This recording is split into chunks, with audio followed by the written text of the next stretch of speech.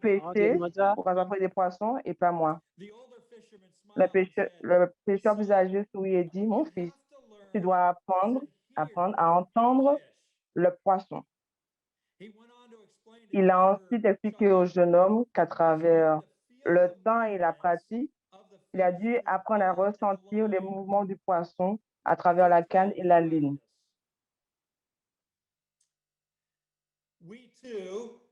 Nous aussi, par rapport à cette illustration, nous devons apprendre à écouter la voix de Dieu, de reconnaître sa voix, parce que Jésus dit, mes brebis reconnaissent ma voix.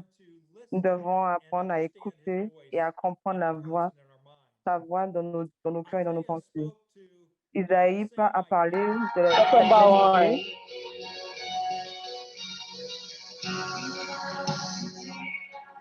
In a passage about Jesus Christ as the Dans un passage sur Jésus-Christ en tant que le serviteur souffrant. Dans Isaïe 50, verset 4 à 5, le Seigneur Tout-Puissant m'a accordé d'avoir une langue instruite pour soutenir les fatigués de ma parole. Chaque matin, il me réveille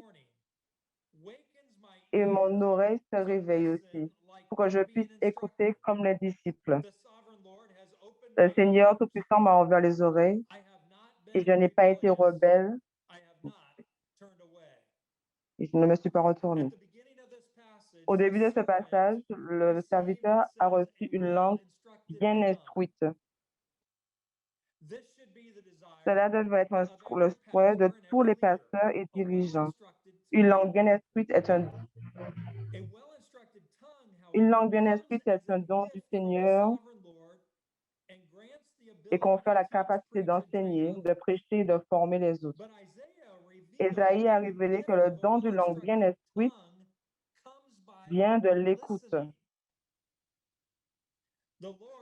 Le Seigneur réveille le serviteur matin après matin afin qu'il puisse écouter comme quelqu'un recevant des instructions. Maintenant, je veux que vous compreniez que cette partie de l'Écriture parle du serviteur souffrant dans Ésaïe. Dans d'autres mots, cela parle de Jésus. Nous savons que Jésus a une langue bien instruite, mais Jésus, en tant que 100% homme, 100% Dieu, Jésus qui est venu sur cette terre, a appris à avoir une langue instruite en écoutant la voix de Dieu. Comme toi et moi, nous devons apprendre à écouter la voix de l'Éternel pour avoir une langue bien instruite. Le souverain Seigneur a ouvert les oreilles du serviteur pour qu'il puisse entendre, écouter et obéir. Jésus a reçu cette langue bien instruite en écoutant le Père. Certains croyants ont lutté comme le jeune pécheur dans l'histoire précédente pour entendre la voix de Dieu. Apprendre à entendre la voix de Dieu est certainement quelque chose qui peut être appris et enseigné grâce au discipulat et au mentorat. Nous avons regardé une vidéo de la région par rapport à l'importance des parents d'être les mentors de leurs enfants. L'un de notre but est d'aider nos enfants à apprendre à entendre la voix de Jésus. Ça ressemble à quoi? Comment on sait que c'est Dieu? Et c'est ça la formation que nous allons faire. Pas seulement pour nos enfants, mais aussi pour ceux qui viennent après nous.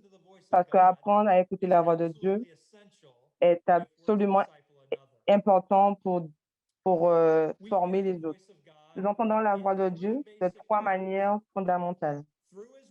À travers sa parole, à travers sa voix douce et calme, et à travers les voix de nos frères croyants. Premièrement, nous entendons à travers la parole de Dieu. Je ne vais pas passer beaucoup de temps dessus. Hébreux 4, verset 12 nous dit, « En vérité, la parole est vivante et efficace, plus tranchante qu'une épée quelconque à deux tranchants, pénétrant jusqu'à partager âme et esprit, jointure et moelle. Elle juge les sentiments et les pensées du cœur. » Dieu parle à tous les cœurs ouverts à travers sa parole, parce que sa parole ne reviendra par rapport à Ésaïe 55:11, ne reviendra pas à lui sans avoir accompli son effet. La parole de Dieu ne reviendra pas sans accomplir ce que Dieu désire.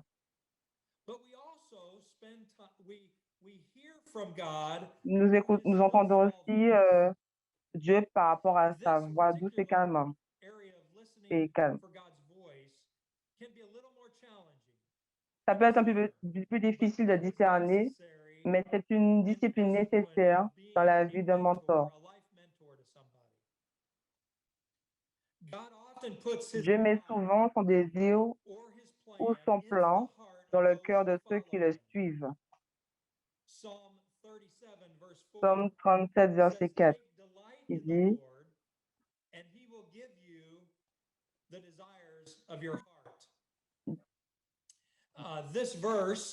ce verset, quelques prédicateurs le disent comme ça. Ils disent que si vous prenez plaisir dans le Seigneur, tout ce que Dieu veut vous donner, il va vous donner. C'est l'évangile de prospérité et la mentalité. Tout ce que Dieu veut, Dieu va te donner, aussi longtemps que tu te réjouisses dans son nom. Mais je veux que tu vois ce verset d'une façon différente. Je veux que tu le vois comme quand tu prends plaisir dans le Seigneur, il va te donner le désir de ton cœur. Il va mettre dans ton cœur son désir afin que lorsque vous désirez quelque chose, vous désirez ce que lui, il a mis dans votre cœur. Je vais vous donner un exemple. Pendant que j'étais encore en train de faire mon séminaire, il y a 20 ans, je priais et je jeûnais pendant un moment pour la volonté de Dieu dans plusieurs parties de ma vie. C'était ma dernière année pour le séminaire. Mon frère était dans les armées de l'air. Il était dans un autre pays et on savait qu'il devait revenir aux États-Unis. Je priais pour lui tous les jours pendant que je jeûnais et je priais au Dieu, aide mon frère à revenir à la foi en toi. Mon frère, en fait, était parti, s'était tourné de Dieu.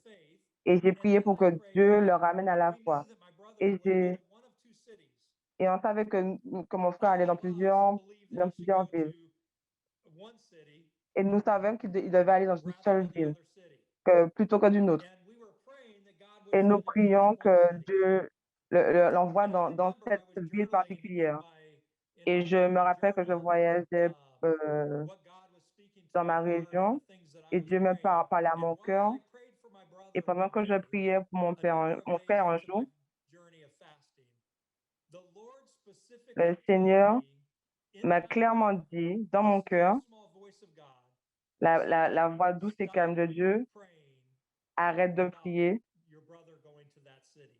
pour que ton frère aille dans cette ville. Je savais que Dieu voulait que j'arrête de prier. Et j'ai mis ça dans mon livret de méditation, arrête de prier pour ton frère. Et j'ai compris que Dieu me dit dans mon cœur, est-ce que je ne prends pas soin de ton frère pendant ces années? Et tu ne penses pas que je continue à prendre soin de lui? Est-ce que tu ne me ferais pas confiance? Et j'ai écrit ça. Et mon frère n'a pas envoyé mon frère dans la ville où il devait aller, où on priait pour, mais dans l'autre ville. Mais mon frère était près d'une autre église et un pasteur a commencé à atteindre mon frère. Et à travers ce pasteur, mon frère est revenu à Christ et il a donné sa vie à Christ. Il a commencé ce voyage. Il a commencé à prendre des cours pour devenir pasteur.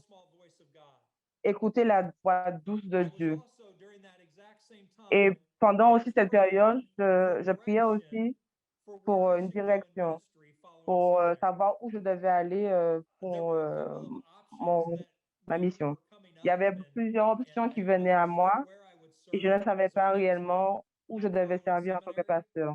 And every day I would pray, Lord, Et chaque jour, je priais, Dieu, show me where you want me to go. montre-moi où tu Help veux me que to j'aille. go where you want me to go. I would pray Aide-moi à that prayer savoir for où this tu veux que fellowship j'aille. every day. Et Show je me where you priais want me ça to tous go. les jours pendant mon jeûne. I remember specifically, it was Et je about me day rappelle 17 que when le the Lord 17e spoke into jour, my heart, quand le Seigneur a parlé à mon cœur, Scott, where do you want to go? Scott, où veux-tu aller? I remember the question being such a Et je me shock to rappelle me, de cette sensing question that était in un my choc heart, pour moi that the dans mon Lord was cœur. saying, Scott, where do you want to go? Le Seigneur me And disait, so in mais my Scott, où journal, veux-tu aller? I said, Et God, dans mon I journal, believe j'ai that you're écrit, saying this to me. Where do Seigneur, you want to je go? crois que tu me And if dis you're ça. asking me this, Et si which tu me way do I demandes want to ça, go? c'est And I là que je told vais the aller. Lord that day, I Et j'ai wrote dit it au into my Seigneur ce journal, jour, j'ai écrit dans mon God, journal, if it's Seigneur, up to me, what I would like si to do is I would like to go into the j'aimerais country of Russia aller when dans I la ville graduate from le seminary. pays de I'd Russie like quand to j'aurai spend fini 3 months in Russia j'aimerais passer with 3 my wife mois and en teach Russie avec pastors ma in femme Russia about et church enseigner les pastoring the pasteurs church and reaching out to their community.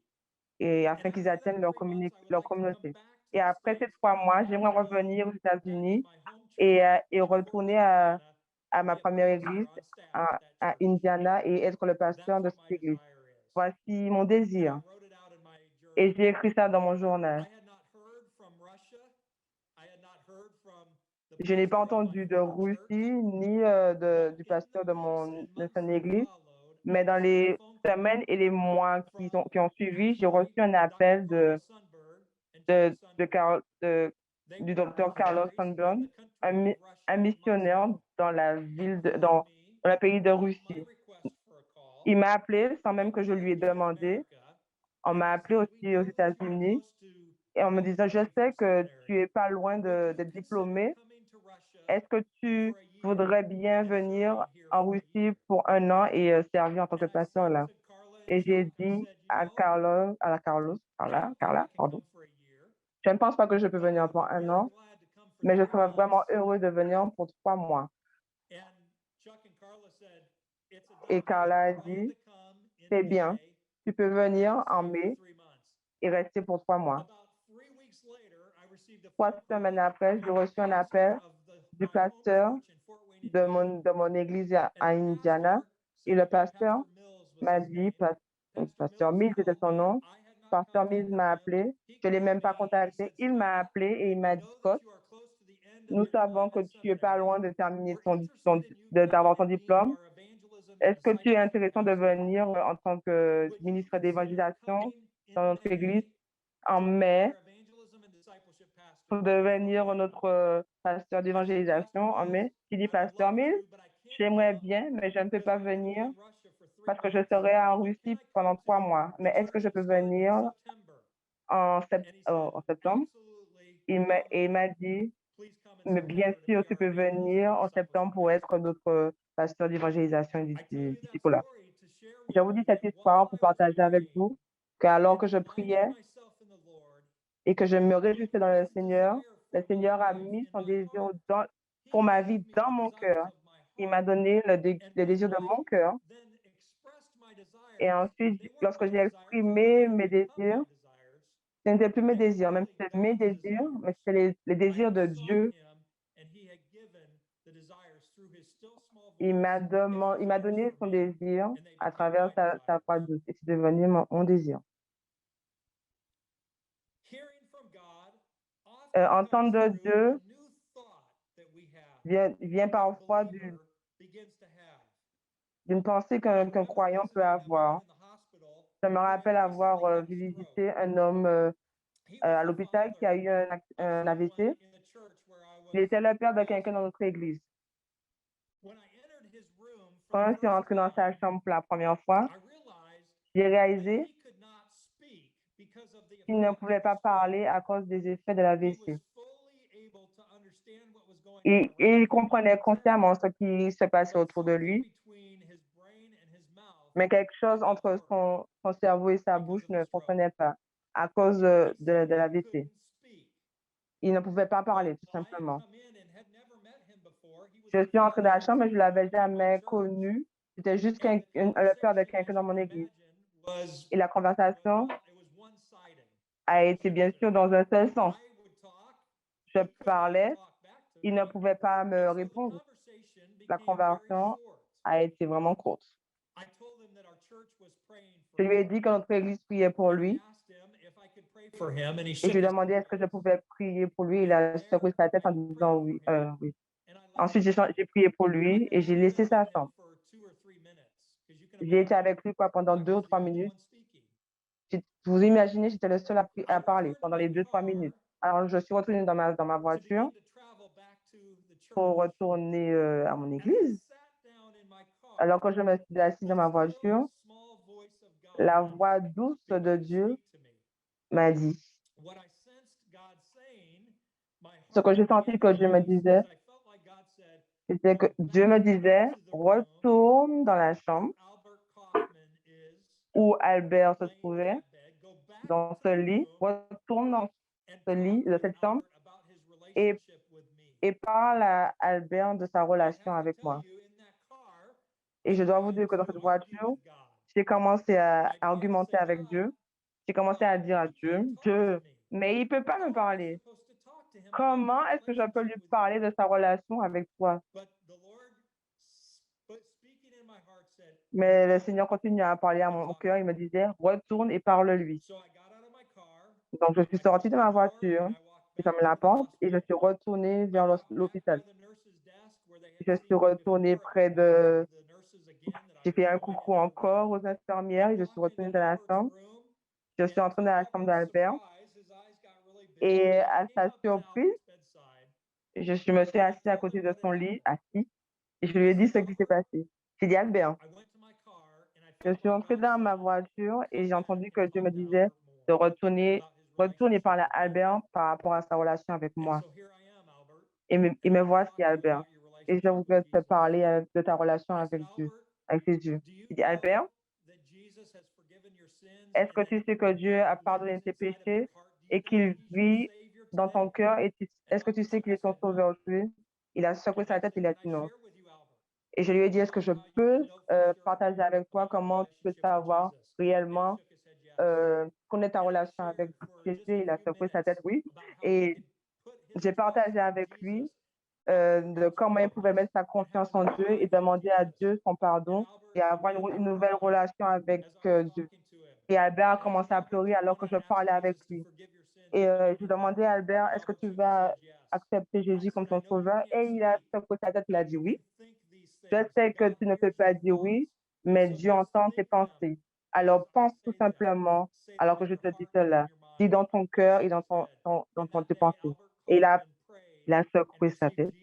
Et en ce jour, Albert a prié, il a accepté Jésus dans son.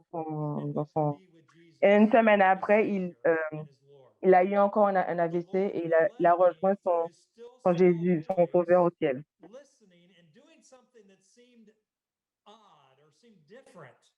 Même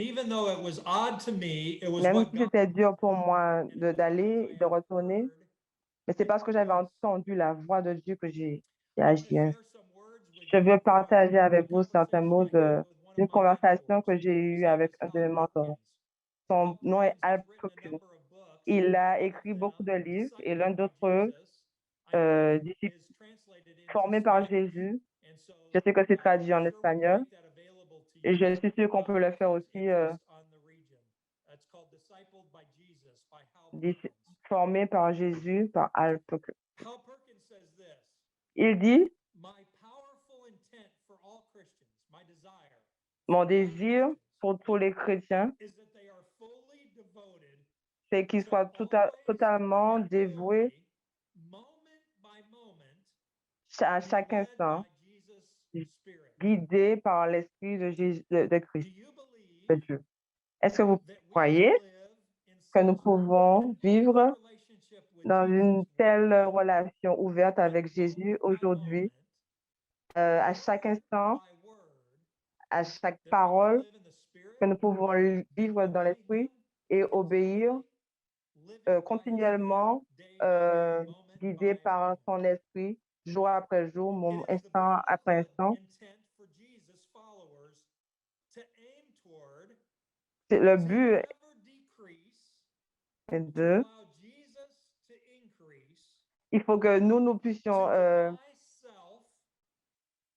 il faut que Dieu puisse croître en nous et que nous puissions nous abaisser et, et comprendre tout ce que Jésus a pour nous et de le suivre jour après jour, instant après instant.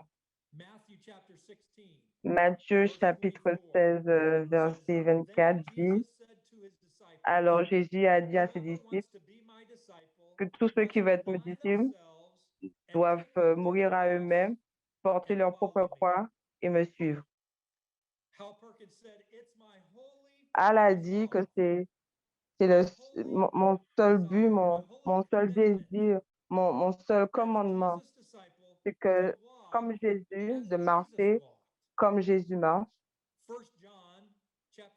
Jean 1, chapitre 6 dit, tous ceux qui disent qu'ils sont mes disciples doivent s'oublier, doivent mourir à eux-mêmes et me suivre. 1 Jean chapitre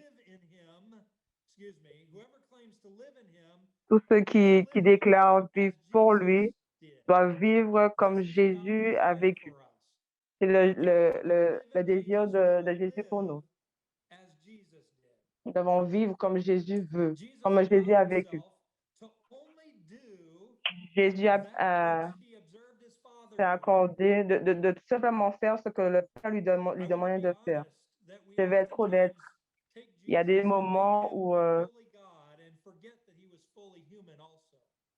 nous prenons Jésus et nous disons qu'il a été 100% homme, 100% Dieu, et nous oublions qu'il était 100% homme. Et même dans son humanité, il n'a jamais rien fait qu'il ne savait pas que son Père voulait qu'il fasse. Voici ce qu'il dit dans Jean, chapitre 5, verset 19. Jésus leur a donné cette réponse. En vérité, je vous le dis, le Fils ne peut rien faire de lui-même. Il ne fait tout simplement ce qu'il voit le Père faire. Parce que tout ce que le Père fait, le Fils aussi le fait. Et je veux aussi que vous compreniez que Dieu aussi parle simplement quand le Père lui dit de parler. Toujours, il voulait toujours plaire à Dieu. Jean, verset 8, de 28 à 29, Jésus a dit, quand vous avez élevé le Fils de Dieu, vous saurez que je ne fais rien de moi-même, mais que je parle tout simplement ce que Dieu a dit. Celui qui m'a envoyé est avec moi. Il ne m'a pas laissé parce que je fais toujours ce qui plaît au Père. Jésus, dans son humanité, a appris à écouter la voix de Dieu et à faire et à dire tout simplement ce que le Père lui demandait de faire et de dire. Alors, laissez-moi vous demander, est-ce que nous pouvons, en tant que mentors des autres, faire et dire seulement ce que le Père nous demande de faire et de dire? Nous parlons beaucoup de leadership, mais il faut aussi nous ne pouvons pas conduire Dieu à faire ce que nous voulons. Il faut que nous suivions le Père. Écouter sa voix et dire seulement ce qu'il nous dit de faire et de dire. Je vais être honnête avec vous. Je ne suis pas encore arrivée à ce stade. Ce n'est pas encore comme ça que je vis. J'aimerais bien, mais je ne suis pas encore arrivée. J'essaye. Peut-être que je suis en train d'évoluer, mais mon désir le plus profond, c'est d'écouter et de suivre et de parler tout simplement quand le Père me dit et de faire. Enfin, de faire. Jésus aussi ne fait rien. Il ne juge non plus indépendamment du Père. Il juge simplement quand de moi-même, je ne peux rien. Je juge simplement de la façon dont j'entends. Et mon jugement est juste parce que je ne cherche pas à me plaire à moi-même, mais à plaire à celui qui m'envoie. Jésus a fait cela en étant conduit par l'Esprit de Dieu afin de servir seulement par l'Esprit de Dieu, parole par parole, parole après parole, instant après instant. Est-ce que nous, en tant que mentors, nous ralentissons un peu dans nos désirs de vivre, de conduire, et prenons le temps d'écouter la voix de Dieu afin d'agir et juger et dire seulement ce que le Père nous dit de faire. 1 Pierre, verset 15 dit, aussi bien que celui qui m'appelle est saint, soyez saints dans tout ce que vous faites. La sainteté est le fruit de ces moments passés avec Christ, afin que je porte du fruit et à résister, ignorer Jésus, il n'y a pas, en ignorant Jésus, je n'ai pas de bons fruits. À un moment, je suis allée dans une journée avec ma femme et elle était à côté de moi pendant toute la journée, mais je lui ai pas parlé et je l'ai ignoré toute la journée. Ça n'aurait pas été un bon voyage, ça. Mais, mais à quelle fréquence les croyants, ceux qui suivent Jésus, font tout ce qu'ils veulent, ils font même de bonnes choses, ils travaillent, dans le ministère aussi, mais ils ne prennent pas le temps de reconnaître la présence proche de Dieu, de Jésus dans leur vie. Chaque jour, moment après moment, parole après parole, action après action, jugement après jugement. Écoutez la parole de Dieu. Jean 15, verset 6 dit, je suis le vin, la vigne et vous êtes les sarments. Je suis le cep, vous êtes les sarments. Sans moi, vous ne pouvez rien faire. La présence de Jésus et de sa parole sont dignes de notre entendement, de notre confiance. Si Jésus nous parle, c'est il est vraiment important que nous puissions l'écouter, de l'écouter, de l'entendre. Il est le Seigneur et la plus importante des personnes dans toutes les places, partout. Lorsque vous avez des rencontres régionales ou ministérielles, Jésus est la personne la plus importante dans la pièce. Et lorsqu'il parle, nous devons l'écouter. Nous devons apprendre à écouter Jésus. Marcher comme Jésus a marché, c'est notre but. Mais nous devons nous engager à dépendre de lui, à l'honorer et si nous devons marcher comme Jésus a marché, nous devons toujours suivre Jésus et non pas le conduire, mais le suivre. Finalement, je veux que vous voyez que le mentor peut apprendre à entendre la voix de Dieu à travers d'autres croyants.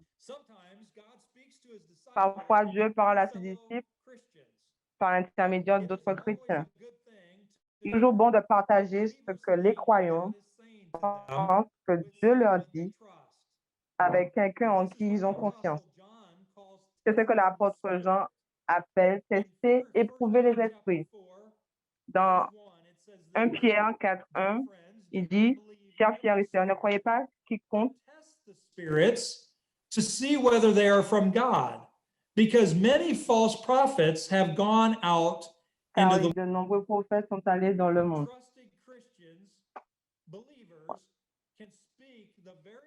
Les croyants chrétiens de confiance, dignes de confiance, peuvent rapporter la véritable parole de Dieu dans nos cœurs. Mais nous devons éprouver les esprits et partager les uns avec les autres. Ce que nous allons faire maintenant, nous allons avoir un moment de partage par groupe pendant 15 minutes. Merci pour tous ceux qui sont aussi efficaces avec la technologie. Nous allons aller encore dans un moment de partage et nous allons voir quelques questions. Trois questions, les voici. Quelles sont les choses qui nous empêchent d'entendre la voix de Dieu dans notre vie quotidienne? Qu'est-ce qui nous arrête? Qu'est-ce qui nous empêche d'entendre la voix de Dieu? Deuxième question. Pensez-vous qu'il est possible de vivre chaque instant dans instant après instant, constamment dans une relation, une communication avec Jésus? Est-ce que c'est possible? Et troisièmement, pourquoi est-il important d'examiner notre pensée, d'éprouver nos pensées avec d'autres croyants, de ce que Dieu nous dit? Pourquoi? Pourquoi nous devons éprouver nos esprits? Donc, nous allons aller dans les groupes là pendant 15 minutes.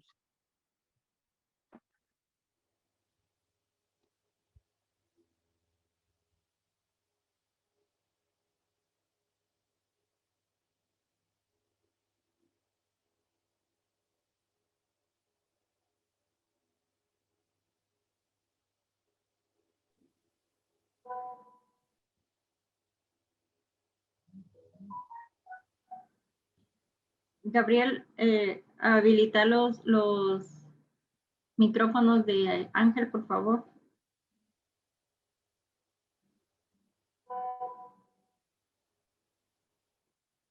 Y del hermano Scott. Okay, great. Sí. Gracias. Well, welcome back, everybody. I have thoroughly enjoyed hearing the responses from the group that I'm put into. C'est vraiment une joie d'entendre les réponses dans le groupe dans lequel j'étais. We're moving now into our fourth. Bon, nous continuons dans notre quatrième session. Is Et learning celle-ci, to c'est apprendre à obéir. Apprendre à obéir. Oui. Obéissance et écouter, et c'est quelque chose de vraiment... to listen avoir les oreilles ouvertes pour écouter n'a aucune valeur si cela ne conduit pas le croyant à l'obéissance.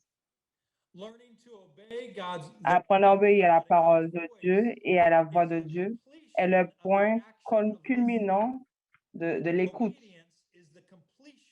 L'obéissance, c'est l'accomplissement de l'action d'écouter. James chapter 1, verses 22 to 25, it says, do not merely listen to the word. Puis enfin, les croyants, chapitre 1, 22 à 25, mettez en pratique la parole de Dieu. C'est comme quelqu'un qui se regarde, après oublie ce qu'il a vu dans le miroir. Mais quiconque regarde attentivement la loi parfaite qui donne la liberté et persévère, sans oublier ce qu'il a entendu, mais en le faisant, on recevra une bénédiction en la pratiquant. Tout comme Jacques associe l'écoute à l'obéissance, les disciples qui souhaitent encadrer les autres devraient faire de même dans leur propre vie en enseignant leur mentorer. La Grande Commission ordonne spécifiquement aux faiseurs de disciples d'enseigner l'obéissance. La Grande Commission que tout le monde connaît, allez, faites de toutes les nations des disciples, baptisés dans le nom du Père, du Fils et du Saint-Esprit, et apprenez-leur à obéir à tout ce que je vous ai commandé. Et je suis avec vous jusqu'à la fin du monde. Est-ce que vous avez jamais pris le temps de réaliser que les disciples, dans leur voyage, ont été dans un voyage, dans un résultat d'obéissance? Et il enseigne l'autre à obéir.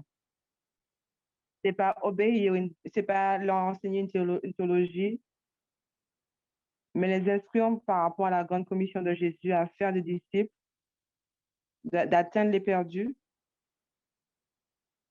pour établir les personnes dans la foi en les baptisant dans le nom du Père, du Fils et du Saint-Esprit et dans les dirigeant dans une nouvelle foi avec Jésus et en les enseignant à obéir à tout ce que Dieu leur dit. En russe, quand j'ai servi en tant que comme missionnaire, on devait apprendre la langue russe. Et il y a de belles, superbes choses dans la langue russe. Le mot écouter et obéir, je le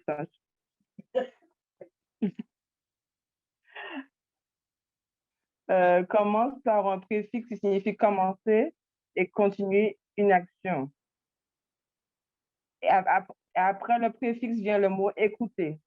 Donc, en russe, obéir signifie commencer et continuer à obéir. Donc, si je dois obéir à Dieu, je dois commencer et continuer à l'écouter. Et c'est ça l'obéissance. Faire ce que Dieu m'appelle à faire. Un autre exemple dans ce principe est celui des parents et de leurs enfants. Les enfants peuvent sembler écouter. Si vous avez des enfants, vous savez déjà, mais ils ne font pas ce que leur enfant leur demande. Ont-ils vraiment écouté du coup? Si les enfants écoutent,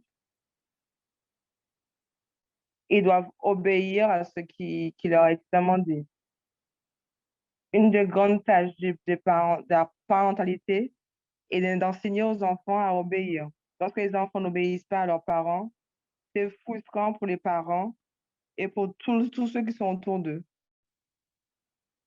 En général, c'est le résultat de parents qui ne sont pas constants avec leurs enfants. Mais la réalité, c'est que nous sommes responsables en tant que parents pour que les enfants nous obéissent afin qu'ensuite ils puissent obéir à Dieu de la même manière qu'ils nous obéissent à nous en tant que parents. Enseignez-leur à obéir. Voici la tâche aussi des faiseurs de disciples. Et c'est aussi la tâche de mentor pour un mentoré. Jésus, c'est le principe dans sa parabole des deux fils. Dans Jean 21, Matthieu 21, 28, 30. Il y avait un homme qui avait deux fils. Il s'approche du premier et lui dit, mon fils, va travailler dans la ville aujourd'hui. Je ne le ferai pas, répondit-il. Mais il changea d'avis et partit. Puis le père s'est approché de l'autre fils et il a dit la même chose. Il a répondu, oui, monsieur. Il ne l'a pas fait. Le deuxième fils dans cette semblait avoir écouté, mais n'a pas obéi. La vraie écoute ne peut être suivie que par la réponse d'obéissance.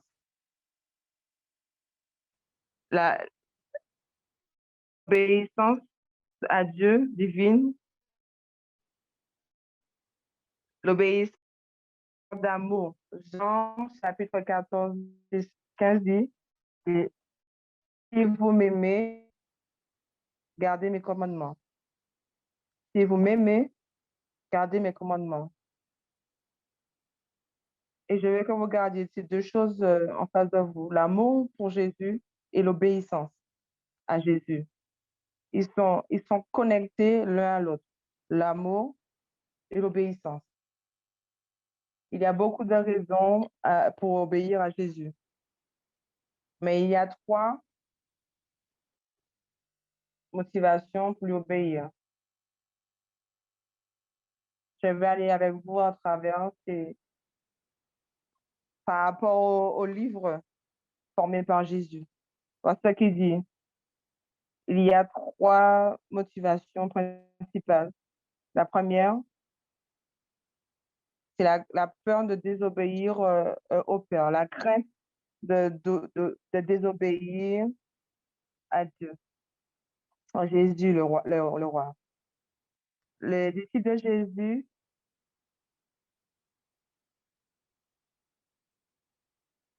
sont les résultats de l'obéissance à Jésus. Parce qu'ils ont peur d'être des rebelles par rapport au roi. Nous n'avons pas peur de Jésus, mais nous avons peur de se rebeller contre Jésus. La peur de la rébellion est une motivation. Nous reconnaissons les rois et Dieu et que les rebelles ne pourront pas entrer dans le royaume de Dieu.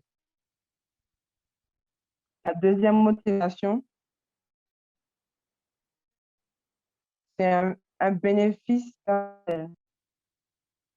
C'est OK d'avoir cette motivation, mais il y a le bénéfice personnel dans l'obéissance.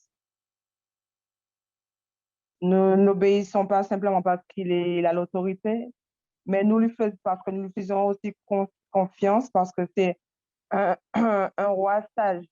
Nous croyons que Jésus sait ce qui est mieux pour nous. Alors, tout ce qu'il va nous commander à faire pour nous, nous savons que ce sera bon pour nous. L'obéissance vient du bénéfice personnel. Je sais ce que Dieu dit, ce que veut est bon, et je vais lui obéir parce que je sais que c'est ce qui est mieux pour moi. C'est une bonne motivation. Et la troisième motivation, les bénéfices de Jésus. Ceux qui suivent Jésus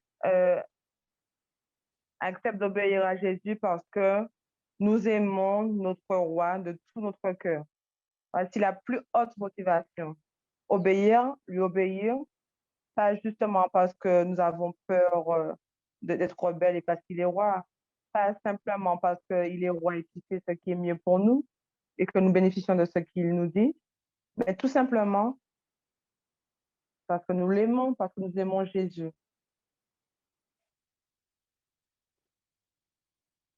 Si vous pensez à un enfant de 5 ans qui obéit à son père, cet enfant de 5 ans obéit à ses parents. Vous pensez qu'il obéit sans amour ou sans une de ses autres motivations? Un enfant un enfant obéit parce qu'il ne veut pas être rebelle, parce qu'ils savent aussi s'ils font ce que leurs parents leur disent, ce sera bon pour eux et avec un petit peu d'amour. Mais alors que nous grandissons dans notre relation avec Jésus, le désir, le désir d'amour grandit pour lui. Notre amour pour lui grandit. Nous le connaissons parce qu'il nous a aimés le premier. Tout ce que nous savons de lui est bon. Dieu fait toutes choses bonnes. Nous savons suffisamment de ce qu'il est, ce qu'il fait, ce qu'il est en train de faire et ce qu'il va faire dans nos vies. Alors nous l'aimons. Nous savons suffisamment de ce qu'il fait, ce qu'il ne fait pas, et nous respectons, nous l'honorons, nous l'adorons. Nous savons suffisamment de son amour et de sa sagesse et de sa justice pour être captivés par Jésus. Nous l'aimons d'un cœur pur. Et de cet amour, nous voulons faire, par rapport à cet amour, nous voulons faire ce qu'il dit. La seule façon de grandir dans notre amour avec Dieu et dans l'obéissance est de passer plus de temps dans sa présence, de le regarder, d'écouter et de le connaître. Alors, si nous, en tant que mentors, nous voulons grandir dans notre amour pour lui, nous devons passer plus de temps avec lui. Pensez tout le temps, toujours à la relation. J'aime ma femme, Jenny, de tout mon cœur et je l'aime encore plus. Est-ce que je l'aime plus qu'aujourd'hui? Mon amour grandit pour elle jour après jour parce que je passe de plus en plus de temps avec elle. Le plus de temps que je passe avec elle, à l'écouter, à la regarder, et de plus en plus, j'ai envie de la connaître. Et le plus proche que je m'approche d'elle, notre relation grandit. La même chose pour Dieu. Jean chapitre 21, 15 à 17. Lorsqu'ils ont mon signe de manger, Jésus a dit à Simon et Pierre, Simon, fils de Dieu, est-ce que tu m'aimes plus que cela? Il a dit, oui, Seigneur, tu sais que je t'aime.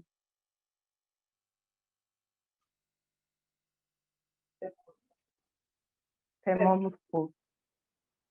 Il a encore demandé, est-ce que tu m'aimes? Il dit, oui, je t'aime. Prends soin de mes brebis. La troisième fois, il a dit, Simon, fils de Dieu, est-ce que tu m'aimes? Pierre était contrarié parce que Jésus lui a demandé une troisième fois, est-ce que tu l'aimes? Seigneur, tu connais toutes choses. Tu sais que je t'aime. Jésus lui a dit, fais mon troupeau. Il dit, si on paie le troupeau de Dieu, nous devons d'abord l'aimer pour prendre soin de ses brebis. L'obéissance, l'amour, le mentor, tout ça va ensemble, c'est connecté. Et je vais juste vous parler un moment de ce passage lorsqu'il dit paie mon troupeau. Quand Jésus dit paie mon troupeau ou bien prends soin de mon troupeau, à qui parlait-il? Premièrement, lorsque nous parlons de brebis, nous devons reconnaître que chacun d'entre nous, vous et moi, nous sommes tous les brebis. Nous sommes les brebis de Jésus. Nous le suivons. Parce que j'aime Jésus, je, je, je suis l'une de ses brebis. Donc, je ferai d'abord attention à moi, à ma relation avec Jésus. Je serai formée par lui et je serai soignée et prise en charge par lui. Et je construis ma relation avec le berger. Jésus a dit, venez à moi, vous tous qui êtes fatigués et chargés, et je vous donnerai du repos. Prenez mon joug et apprenez de moi, parce que mon joug est doux et léger, et vous trouvez du repos pour mon âme. Le joug, c'est ce morceau de bois qui tient deux taureaux ensemble ou deux chevaux ensemble. Le truc dans ça, c'est qu'il y a un qui est bien entraîné et puis un autre vient d'arriver. Celui qui est bien entraîné va former le premier. Le deuxième qui n'est pas bien entraîné à comment bien faire le travail parce ils sont liés ensemble. Et j'ai déjà dit, mon joug est léger. Prends mon joug sur toi et apprends de moi. Et si nous avons comme joug Jésus, nous irons là où Jésus veut nous emmener. Nous irons là où Jésus veut nous emmener. Nous pourrons aller là où Jésus veut que nous allions.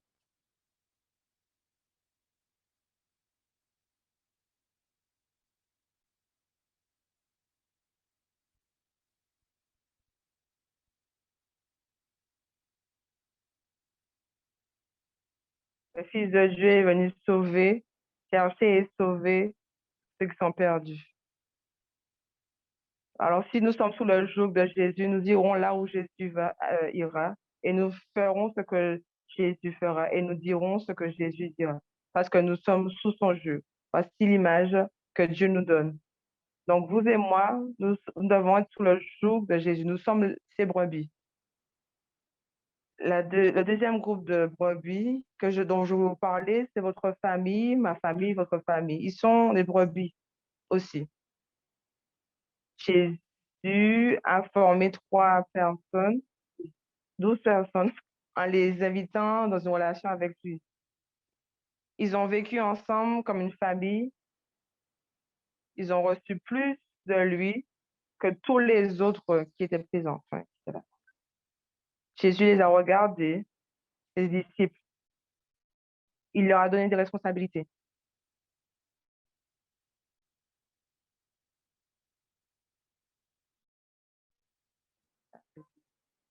Il les a corrigés. Il les a nourris.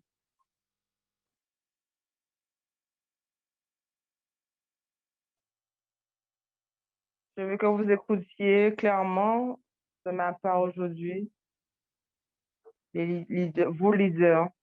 Votre famille n'est pas une distraction dans le ministère. Votre famille est votre premier ministère dans l'Église. Nous devons prendre soin de nos brebis. Si vous perdez votre famille, vous perdez aussi votre ministère. Votre famille est une partie de l'Église, donc il faut prendre soin de l'Église et prendre soin aussi de ta famille avant tout. La troisième brebis, c'est l'Église. Jésus a commandé à ses disciples de faire des disciples, les apprendre à obéir à tout ce que Jésus nous a donné. Cette grande commission,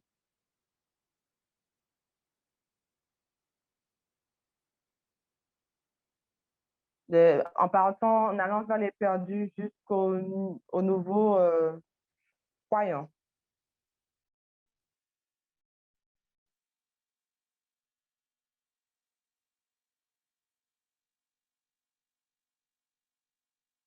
Ce n'est pas une décision basée sur l'évangélisation, de faire une bonne décision pour Christ.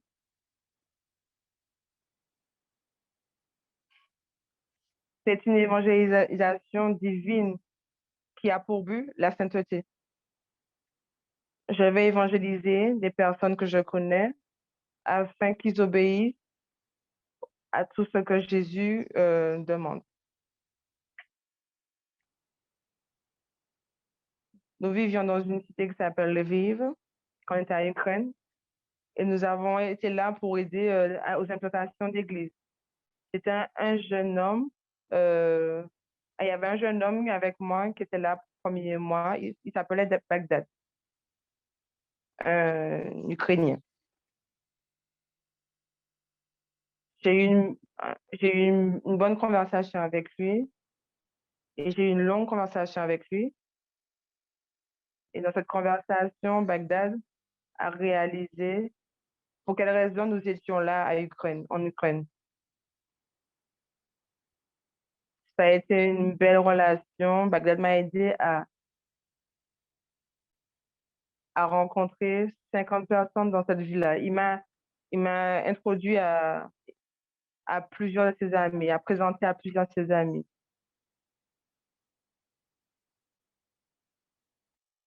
Bagdad de cette personne de paix quand on est arrivé dans cette ville, ils nous ont présenté à plus de 50 personnes dans cette ville.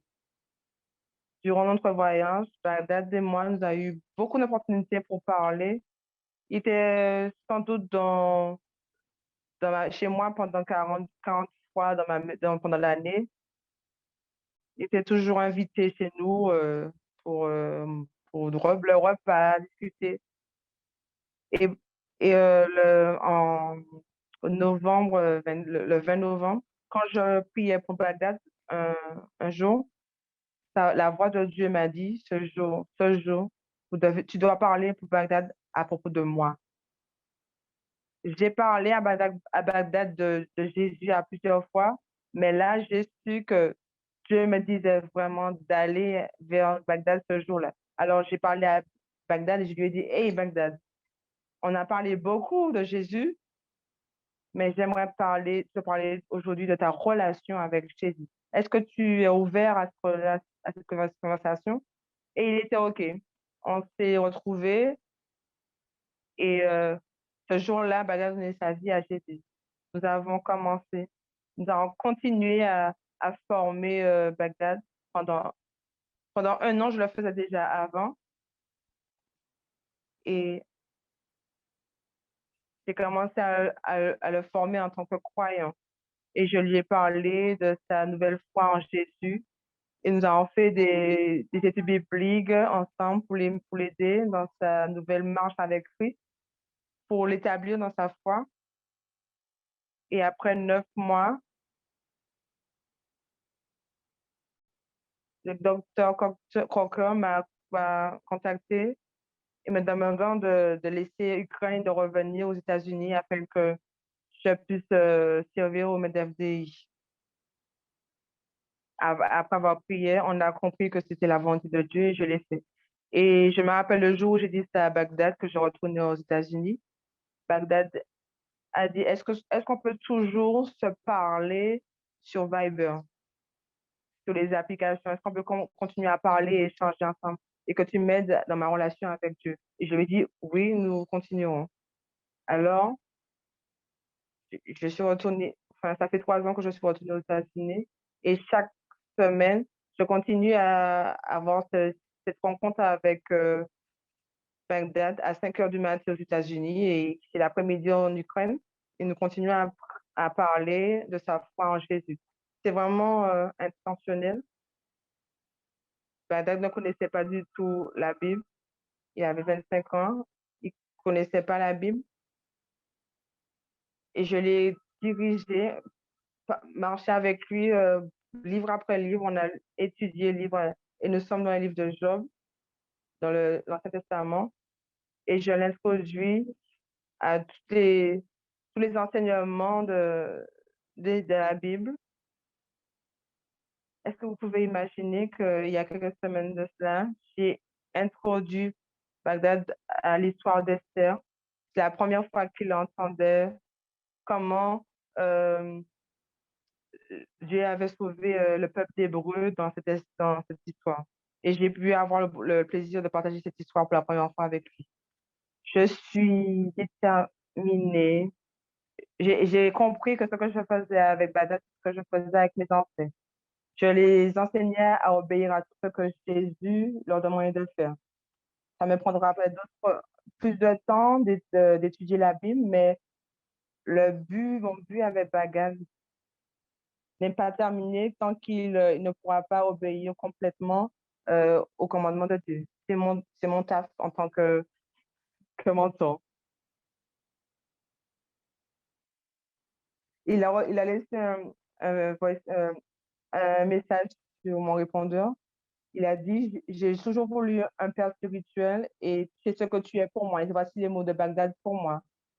Dieu utilise le processus de mentorat pour amener Bagdad vers lui.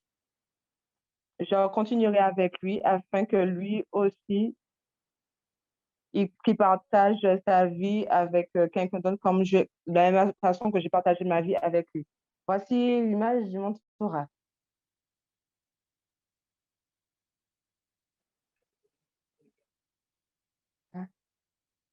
Il faut qu'on avance vite. La dernière catégorie de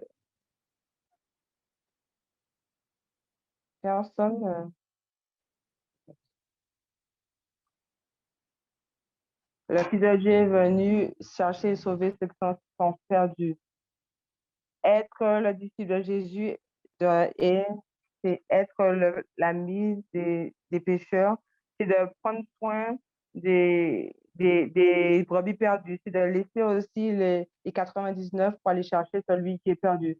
Ça veut dire aussi écouter, comprendre, porter attention et honorer euh, les brebis perdues de Jésus, de la même façon que Jésus les aime.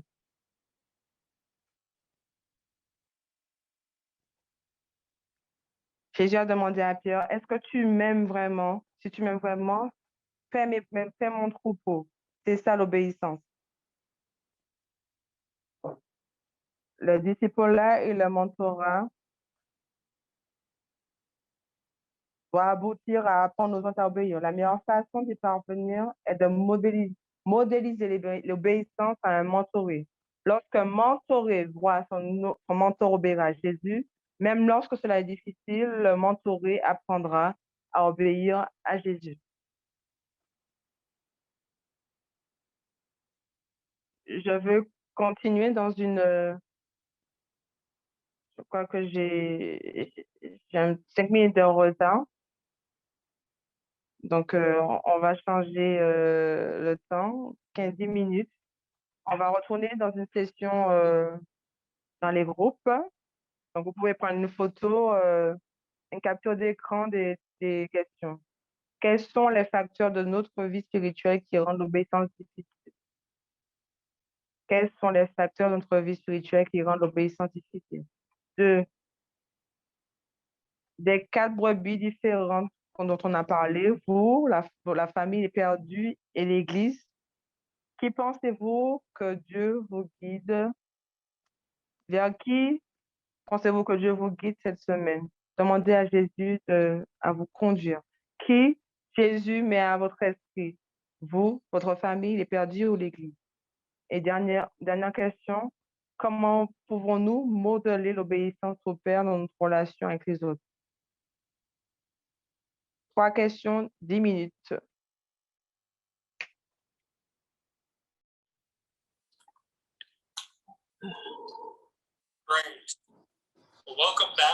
Bienvenue à nouveau pour de notre break. Maintenant, je suis très reconnaissant du fait que du temps que nous avons passé, que vous êtes avec nous, les 4 heures. Quelle bénédiction d'être avec vous aujourd'hui. Nous allons finir avec cette dernière section et nous allons aller dans nos groupes et nous allons avoir peut-être, nous espérons, un moment de questions. La dernière section, c'est entendre la voix de l'Église. Après avoir écouté la voix de Dieu, la voix de Dieu, et après avoir été obéissant et apprendre pour eux, nous devons aussi apprendre à écouter la voix de l'Église, parce qu'il y a des fois où Dieu nous parle à travers le corps de Christ, l'Église. Écouter la voix de l'Église, cela emmène la redevabilité. Une des choses essentielles que nous allons parler, c'est d'écouter la voix de l'Église. Si vous pensez à cela, la plupart d'entre nous, nous pouvons vivre nos vies sans pour cela être redevables de quoi que ce soit. Il y a peu de personnes qui regardent nos vies de près. Il y a peu de personnes qui sont prêtes à questionner nos attitudes. Nous n'avons pas de redevabilité. On nous demande de la redevabilité seulement lorsqu'ils ont échoué, lorsqu'ils ont tombé spirituellement, lorsqu'ils ont chuté. Lorsque nous sommes d'accord d'être redevables envers quelqu'un, nous donnons à l'autre personne la permission de nous demander des questions dures, de donner des réponses. Nous permettons aux gens de poser cela. Dans la redevabilité, en nous disant, tu peux me regarder et tu peux me poser n'importe quelle question. Nous les invitons dans la pièce, dans la chambre de notre vie. La redevabilité est très importante. C'est un trait très important pour le mentoré. C'est comment est-ce qu'un mentoré peut être enseigné, c'est que son mentor soit son modèle. Nous leur disons comme il est responsable, il est nécessaire d'être redevable, mais quelquefois nous ne le sommes pas. Dr. Jerry Porter, notre surintendant général émérite, a demandé souvent qui formez-vous et qui vous forme. Dr. Sainz a posé cette question au début de notre moment aujourd'hui. C'est très important, c'est vital que lorsque nous essayons d'enseigner la redevabilité, c'est que nous soyons de notre tour redevables. Il y a 2 directions.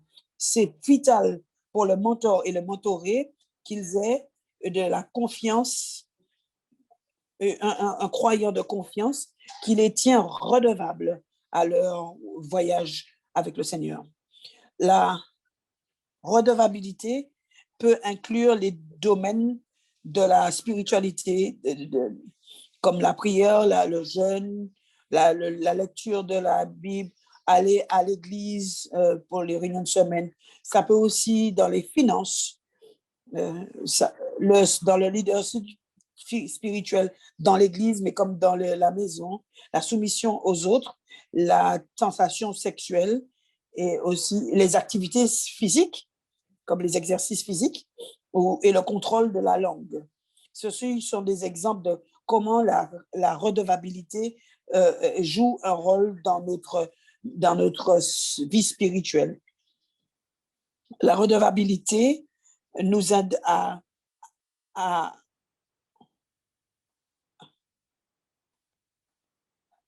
oui, la redevabilité nous montre comment il est important que l'urgent ne prenne pas le dessus sur l'essentiel.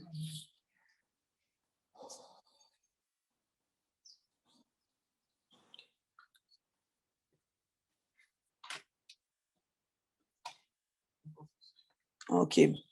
Je vous prie de m'excuser. Le deuxième aspect de la redevabilité, c'est d'époux à époux. L'époux est redevable à son épouse et vice-versa. Et la plupart du temps, les couples ne sont pas les personnes les plus faciles avec la redevabilité, mais c'est la chose la plus importante. Et le troisième type de redevabilité, c'est la troisième personne, de la comptabilité, la redevabilité, la troisième personne.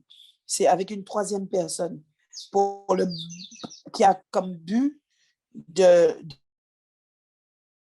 vérifier ce qui se passe et le feedback aussi, les retours de ce qui se passe. Un quatrième type de redevabilité, c'est les groupes. C'est lorsque quelqu'un est redevable, il est d'accord d'être redevable envers un groupe. Un exemple de là, c'est le ministère des créances ministérielles.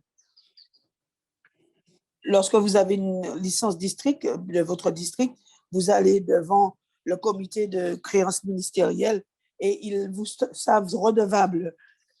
Je me souviens d'entendre, en tant que bon exemple, à propos d'une jeune personne qui a été appelée au ministère et qui a reçu sa licence district et qui a pris tous les cours et qui était sur le point d'être révérend. Au dernier interview, avant que le processus soit mis en place, le groupe lui a demandé, ce jeune homme, à propos de son témoignage sur l'entière sanctification. Ce jeune homme a révélé au groupe qu'il n'était pas sanctifié, qu'il n'avait pas d'entière sanctification. Alors qu'il était ouvert à cela, mais il n'était pas encore entièrement sanctifié. Et le groupe lui a demandé de sortir et ils ont commencé à discuter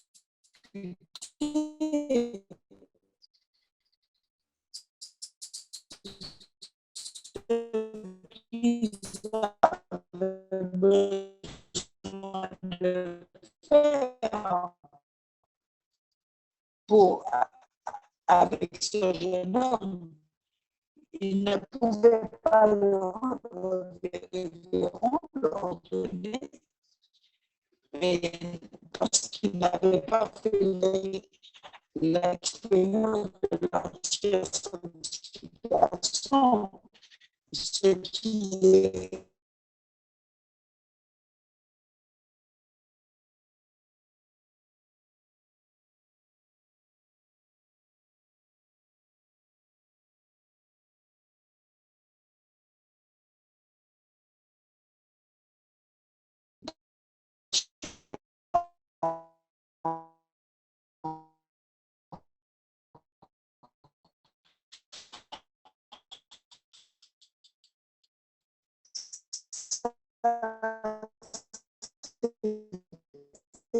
la redevabilité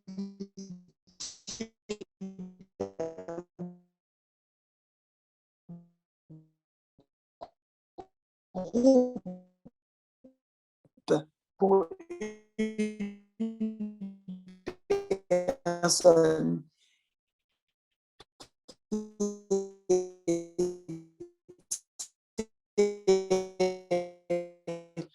là pour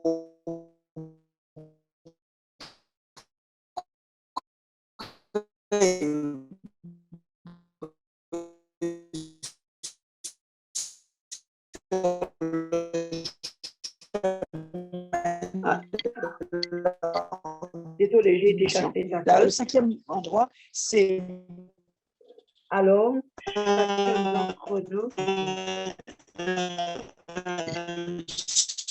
Chacun d'entre nous, nous devons être redevables à Dieu à la fin de la journée. Je voudrais partager avec vous quelques aspects de la redevabilité en écoutant la voix de l'Église. Premièrement, quand quelqu'un partage avec vous le problème la redevabilité, c'est lorsque vous partagez votre but avec quelqu'un, les chances que vous arriviez à ce but sont bons parce que vous êtes redevable. Ecclésiaste 4, verset 2 sont meilleurs que 3 parce qu'il y a un meilleur rapport pour leur travail. Deuxièmement, une personne qui est un redevable, la redevabilité est quelque chose qui nous encourage. Ça nous aide à faire les choses difficiles. Par exemple, avoir des moments d'étude, de méditation, sachant que sachant que nous sommes redevables envers quelqu'un, nous encourageons à le faire.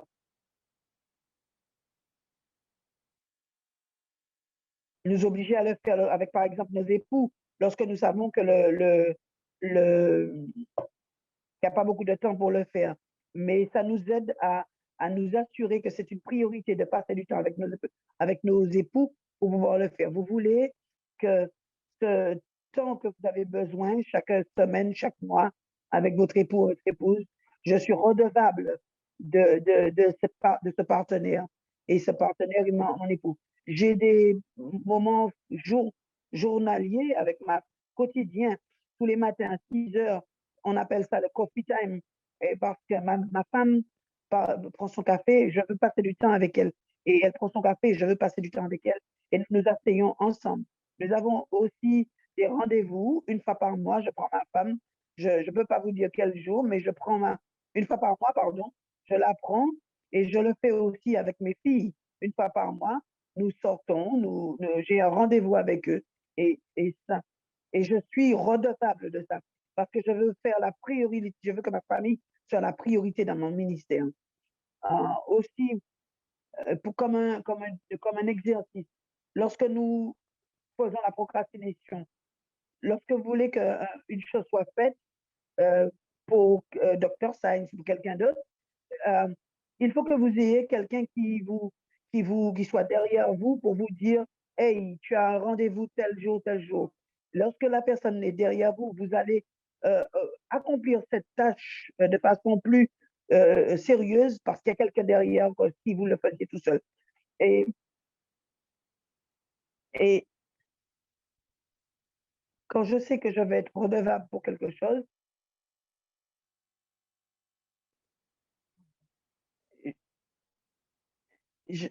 oui, quand je sais que je suis redevable envers quelqu'un, ça me fait faire la chose plus rapidement parce que je sais que la personne va me demander des comptes. Troisièmement, je voudrais que vous puissiez voir que 2 personnes sont plus faciles pour remporter la victoire, pour ne pas chuter. Ecclésiaste, chapitre 4 dit, 2 sont meilleurs parce qu'il y a un meilleur rapport pour le résultat. Parce que si un chute, l'autre peut l'aider. Et parce que si celui est tout seul, que lui, il tombe et qu'il n'y a personne pour l'aider, eh ben, c'est différent. Donc, il est meilleur d'avoir quelqu'un pour les aider. Et le dernier, 2 peuvent mieux se défendre qu'un. Et Ecclésiaste 4, verset 4 dit, si quelqu'un est fort, qu'un seul, 2 peuvent le résister. Écoutez à la voix de l'Église, la voix de l'Église. Il y a aussi un prix à la redevabilité. Premièrement, à faire ce genre de mentoring, ça va demander du temps.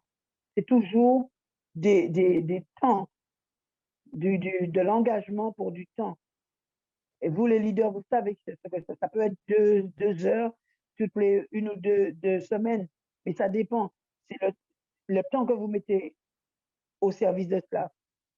Soyez honnête totalement avec quelqu'un d'autre qui demande de l'humilité. Et cela nous ramène aussi du bénéfice.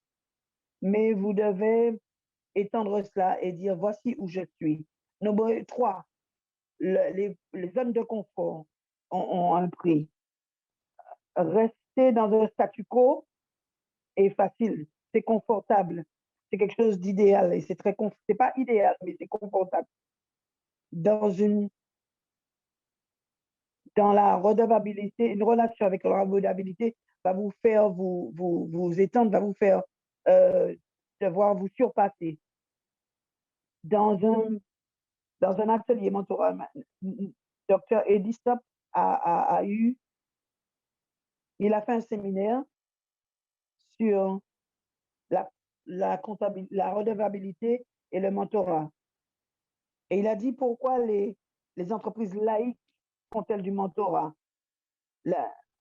Et voilà ce qu'il a dit.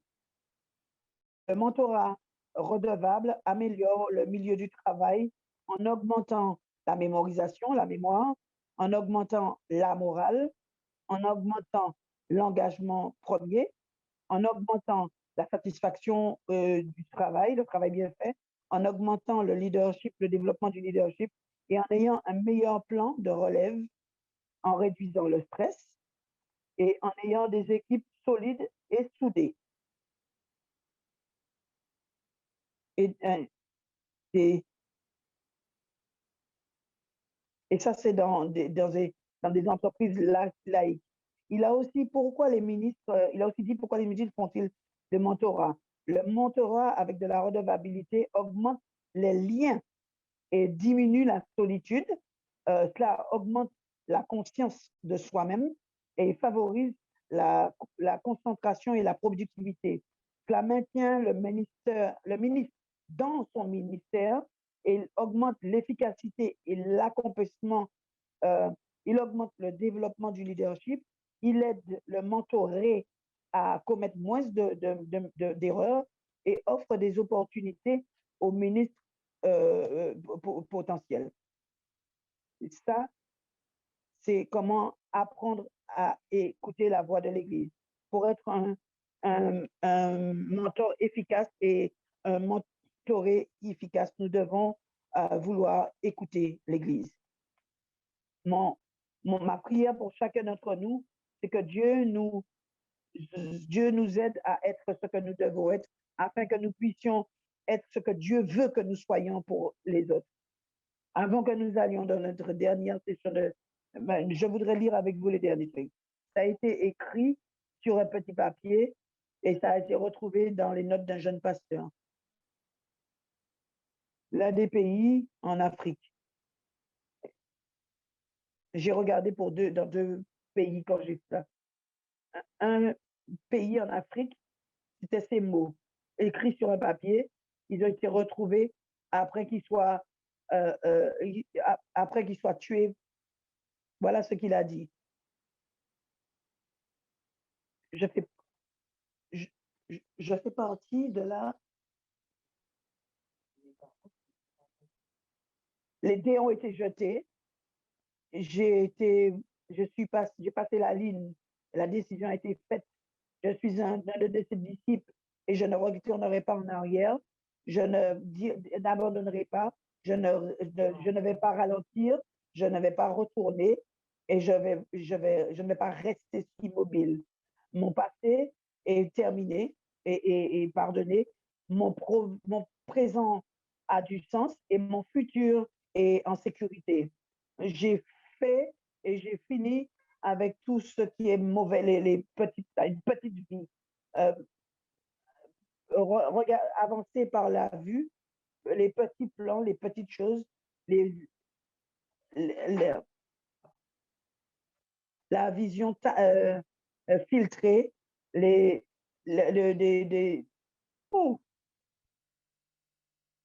je n'ai plus besoin de position, de prospérité, de promotion ou la popularité.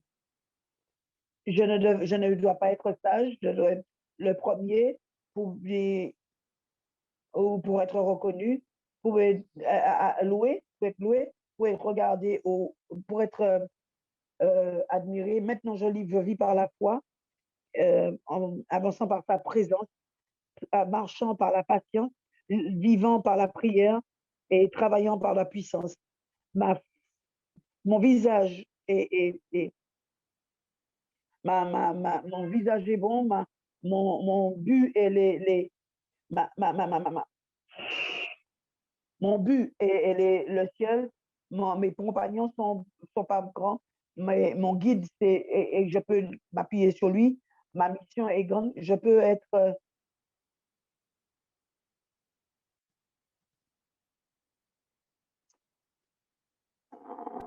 je peux être retardé, je peux avoir plein de problèmes, mais je vais, je ne vais pas flancher et je vais pas, mais je vais avancer.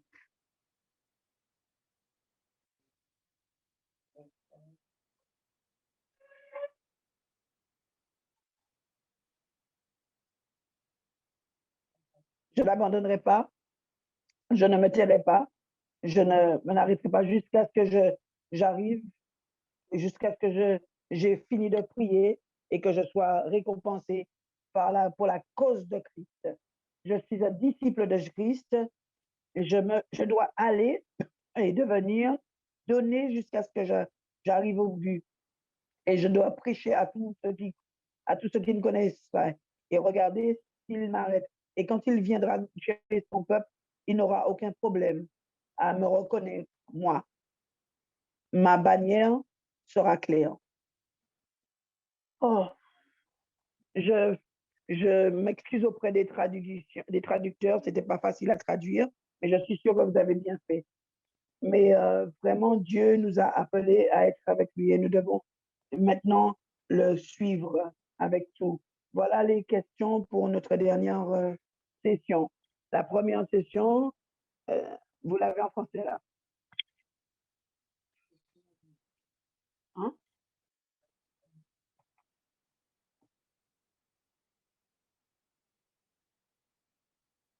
Désolé. Hein?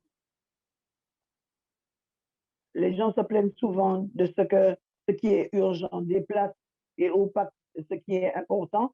Pensez-vous que quelque chose d'important que vous avez voulu faire, mais vous ne faites pas, l'obligation de se rendre des comptes est-elle importante? Ensuite, beaucoup de gens expriment le désir d'avoir une croissance personnelle. Comment décriveriez-vous quelqu'un qui considère une personne en croissance? Pourquoi tout le monde ne grandit pas personnellement? Et dernièrement, les relations, les responsabilités peuvent aider à prévenir la solitude, le sentiment que, bon, la sœur Auguste va lire. Désolée.